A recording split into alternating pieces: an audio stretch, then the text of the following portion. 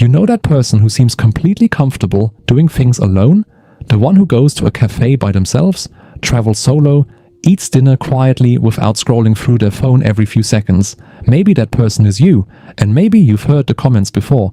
Don't you get lonely? Why don't you go out more? You should meet more people. Because somewhere along the way, society decided something strange. That being alone must mean something is wrong. That enjoying your own company must be a sign of sadness. But here's the truth most people miss. People who enjoy their own company aren't lonely. They are connected. Just not in the way the world expects. And once you understand the psychology behind it, you start seeing these people very differently. Maybe even yourself. Let's start with something simple. Most people are uncomfortable being alone, not just for a whole day, sometimes not even for 10 minutes. Researchers once ran an experiment where participants were left alone in a quiet room with nothing to do. No phone, no music, no distractions, just their thoughts. And what happened next surprised even the researchers. Some participants preferred to give themselves a mild electric shock rather than sit quietly with their own mind. Think about that for a moment. People would rather feel pain than be alone with their thoughts. But for people who genuinely enjoy their own company, that quiet room feels completely different. It feels like breathing space. For them, solitude isn't emptiness, it's clarity. When the noise of other people's opinions fades away, something interesting begins to happen. Their mind slowly opens up. Ideas appear, memories surface, questions begin forming. It's almost like their brain finally has room to stretch. You see this often in creative people, writers, artists, thinkers. Many of them protect their alone time fiercely, not because they dislike people, but because solitude is where their best thinking happens. It's where the mind wanders, and wandering minds often discover unexpected paths. There's another reason some people enjoy their own company. They're comfortable with themselves. That sounds simple, but it's actually rare. Many people rely on constant interaction to feel okay. If the room becomes too quiet, doubts start creeping in. Am I doing enough? Do people like me? Am I falling behind? So they fill the silence. More plans, more conversations, more noise. But people who enjoy their own company have learned something important. They don't need constant validation to feel complete. They can sit with themselves and be okay. Not perfect, just okay. Now here's something interesting. Enjoying your own company doesn't mean you dislike people. In fact, it's often the opposite. People who value solitude tend to value their relationships deeply. They simply choose them carefully. Instead of 10 shallow connections, they prefer 2 or 3 meaningful ones.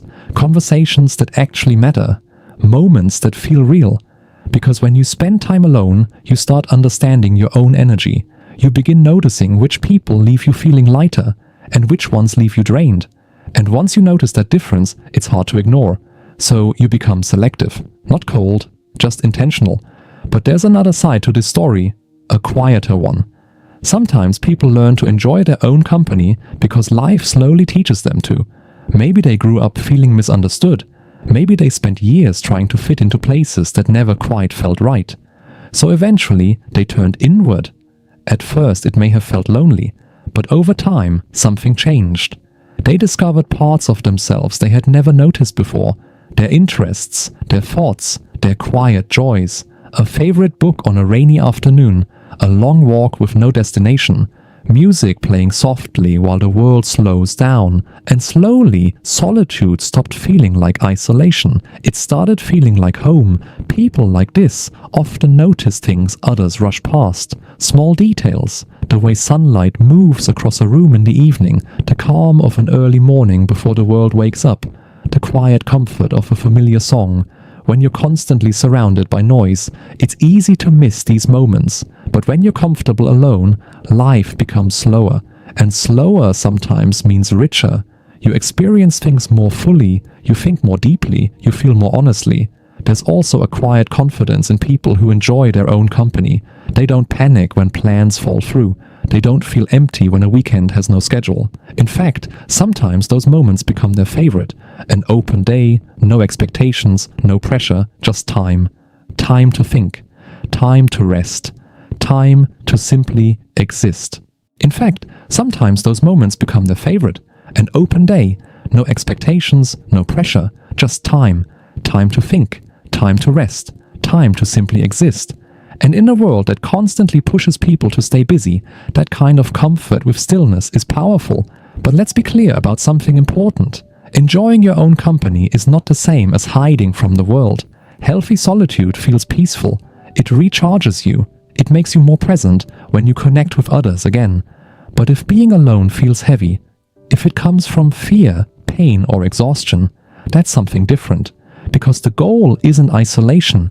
The goal is balance. Time with others and time with yourself. Both matter. For people who genuinely enjoy their own company, solitude is simply part of how they stay grounded. It's where they reset, where they reconnect with themselves. Think about it like this.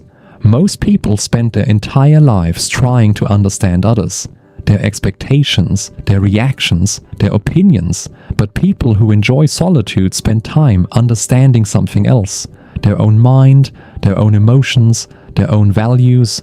And that kind of self-awareness changes the way you move through the world. You become less reactive, less pressured by trends, less worried about constantly proving something.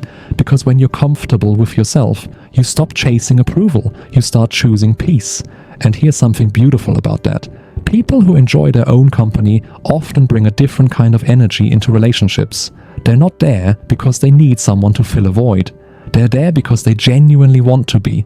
There's a big difference. One comes from dependence, the other comes from choice. And relationships built on choice tend to be healthier, more honest, more stable.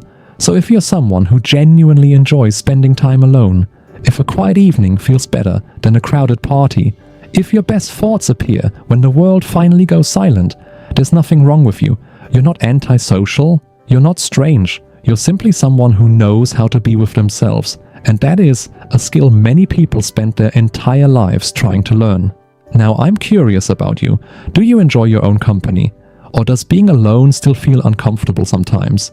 Because the psychology behind that difference is fascinating. And in the next video, we're going to talk about something even deeper. The psychology of people who observe everything but say very little. And once you understand it, you'll never see quiet people the same way again. If this made sense, you're different. So like, share and subscribe.